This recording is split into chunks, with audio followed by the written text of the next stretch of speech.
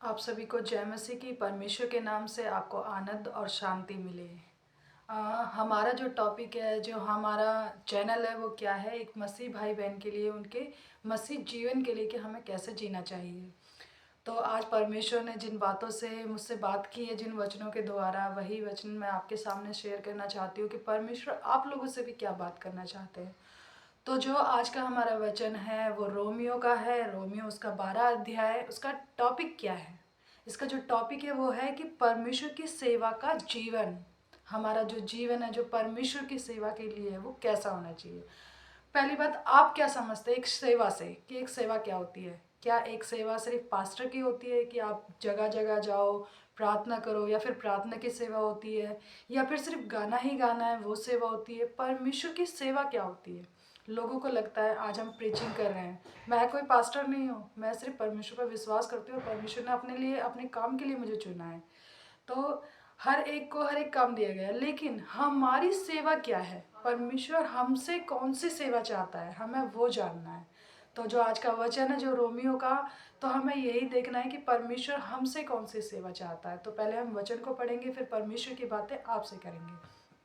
तो जो रोमियो है उसका 12 अध्याय 1 से लेकर 2 वचन तक हम पढ़ेंगे, फिर परमेश्वर की बात करेंगे आपसे। ठीक है।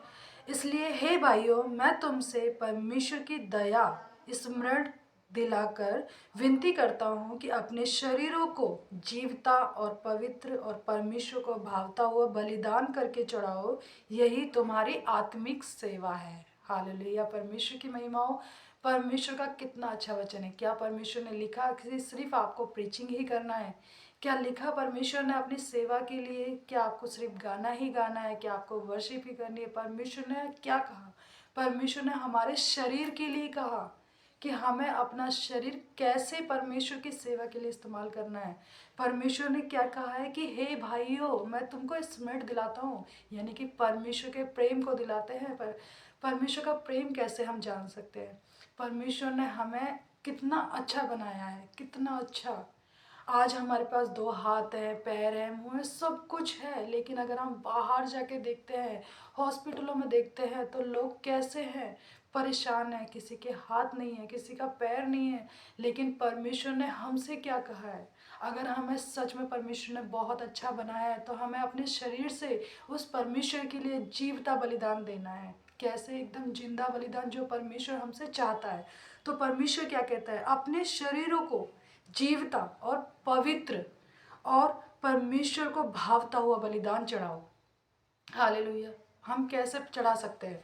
पहली बात, अपने शरीर को जीवता। जीवता कैसे? आज लोग परेशान हो जाते हैं, परेशान होके, हो सकता है किसी व्यभिचार की वजह से, किसी परेशानी की वजह से वो अपना हाथ काट लेते हैं, मर जाते हैं, सुसाइड कर लेते हैं। बहुत सारी अभिलाषाओं में वो है। तो क्या वो, उनका शरीर जीवता है? नहीं। परमेश्वर उन्हीं लोगों से कहता है, ऐसे ही लोगों को परमेश्वर कहता है कि अपने शरीर को जीवता रखें, अपने शरीर को कैसे धन्यवाद के योग्य बनाएं। और परमेश्वर ने क्या लिखा? पवित्र। अपने शरीर को पवित्र और परमेश्वर को भावता हुआ चढ़ाए। पवित्र कैसे? हमारे शरीर में गंदी आत्माएं नहीं होनी चाहिए। गंदी आत्मा कैसे कह सकते हैं आप? जैसे अगर हम अपने मुंह से, जो परमेश्वर ने हमें दिया है, जिससे हम धन्यवाद करते हैं, उससे हमें गाली नहीं देनी, उससे हमें व्यभिचार नहीं करना, उन आँखों से हमें व्यभिचार नहीं करना। आप व्यभिचार क्या सोचते हो कि किसी को अगर आपने छुआ तो व्यभिचार हुआ? नहीं। परमेश्वर कहता है अगर तेरी आँख किसी को देख के अगर व्यभिचार करती है, तो वो भी व्यभिचार में ही आएगा। हमें किसी को गंदी नज़र से नहीं देखना, या हमें अपने मुंह से कोई गलत बात नहीं निकालनी, या हमें अपने इन कानों से, जो परमेश्वर ने हमें दिए, उनसे कोई गंदी बात नहीं सुननी। तो वो होता है अपने शरीर को पवित्र और जीवता बलिदान करना। और परमेश्वर क्या कहता है कि अपने परमेश्वर भावता हुआ बलिदान करके चढ़ाओ, यही तुम्हारी आत्मिक सेवा है। इसी तरीके से हम दूसरा वचन क्या पढ़ते हैं?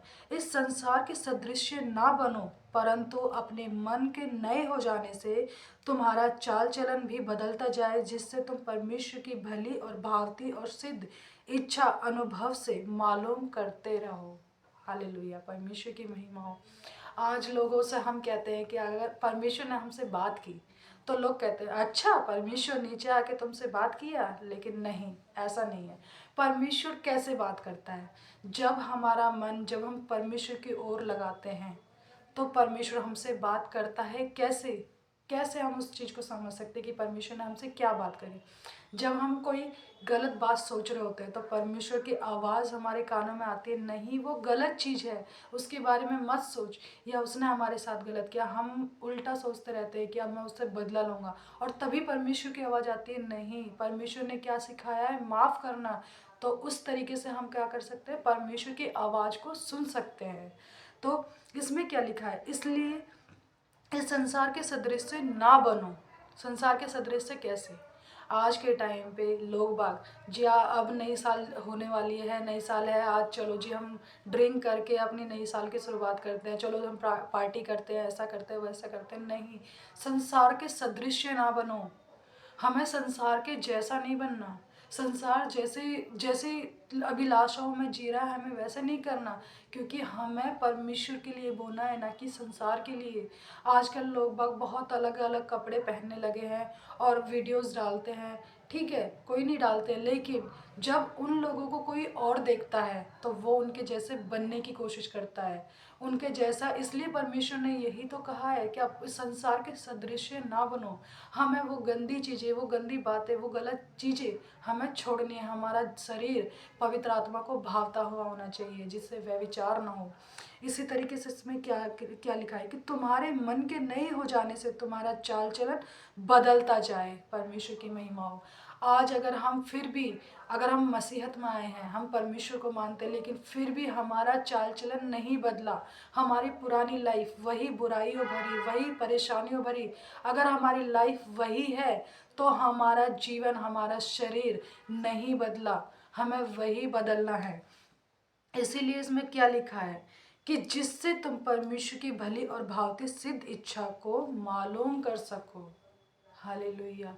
जब तक परमेश्वर ने क्या कहा, जब तक हम अपने आप को बदलेंगे नहीं, हमारा शरीर नहीं बदलेगा। आप अपने शरीर को कैसे बदल सकते हैं? क्या उसे नए तरीके से जिंदा कर सकते हैं, या नए तरीके से दोबारा से जन्म ले सकते हैं? नहीं।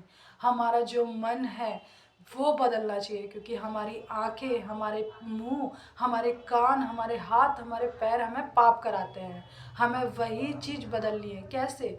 जब हम गलत वीडियोस देखते हैं तो हमारी आंख हमें पाप कराती है। जब हम किसी को गाली देते हैं तो हमारा मुंह पाप कराता है। जब हम किसी की बुराइयां सुनते हैं तो हमारे कान पाप कराते हैं। और हमारे हाथ, हो सकता है किसी चोरी में, हो सकता है किसी पाप में हमारे हाथ हमें पड़ा रहे हों, या हमारे पैर जो किसी बुराई वाले रास्ते पे हमें लेके जा रहे हों। तो हमें पहले अपने शरीर को जीवता और परमेश्वर को भावता हुआ बनाना है। इसीलिए हमारा जीवन बदलना चाहिए, हमारा जीवन परमेश्वर को भावता होना चाहिए। मैं परमेश्वर का धन्यवाद करती हूँ। परमेश्वर ने अपने वचन में क्या है, क्या लिखा है कि परमेश्वर की सेवा का जीवन, हमें परमेश्वर की सेवा का जीवन बनाना चाहिए। मैं धन्यवाद करती हूँ, परमेश्वर इतना अच्छा वचन मेरे जीवन में दिया। परमेश्वर ने इस वचन के द्वारा आप लोगों से भी बात की। मैं परमेश्वर का बहुत धन्यवाद करती हूँ। मैं चाहती हूँ आपसे भाई और बहनों कि जब इस वचन को आप सुनते हो तो आप भी अपने जीवन में एक बार प्लीज़ अपने जीवन को देखें कि हमारा जीवन क्या पहले के जैसा है। ये सिर्फ ऐसा नहीं कि मैं किसी और के लिए, ये मसीह भाई बहनों के लिए भी जो अपने जीवन को प्रार्थना में बिता रहे हैं, लेकिन फिर भी उनके जीवन में कोई बदलाव नहीं है। तो मैं आप लोगों से चाहती हूँ कि आप लोग अपने जीवन को समझें कि आपकी लाइफ में क्या हो रहा है, या फिर वो चीज़ें परमेश्वर को भाने वाली है या नहीं है।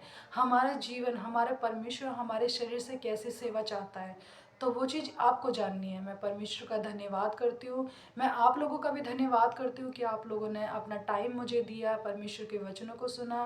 परमेश्वर के नाम से आपको आनंद और शांति मिले। जय मसीह की।